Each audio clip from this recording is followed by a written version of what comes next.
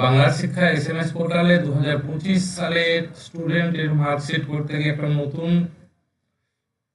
Model বা menu যাই বলুন যুক্ত করা হয়েছে স্টুডেন্ট পিকচার, অর্থাৎ স্টুডেন্টের ভর্তির সময় যে ছবি দিয়ে ভর্তি করা হয়েছে সেই ছবি মাদার পোর্টালে রয়ে গেছে ই পোর্টালে।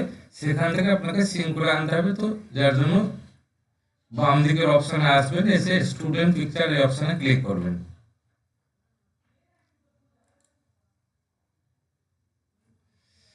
আসার পর এরকম ওয়েবসাইট মানে ইন্টারফেস আসবে। তো এখানে ক্লাস সিলেক্ট করবেন, 5 সেকশন যেটা থাকবে সেটাই দিবেন, তারপর সার্চ অপশানে ক্লিক করবেন। তো দেখুন অ্যাকশন বাঁ দিকে নেম রয়েছে, বাম দিকে ফটোটা মানে মাঝামাঝি জায়গায় আসবে। জাস্ট একটু স্ক্রল করে দেখুন ডান দিকে প্রত্যেকটা ছবির পাশে সিঙ্ক অপশান দেওয়া রয়েছে। আপনি ছবি আনার জন্য জাস্ট শুধুমাত্র সিঙ্ক অপশানে ক্লিক করবেন। করে দিচ্ছে একটা, দেখুন সিঙ্কিং হচ্ছে,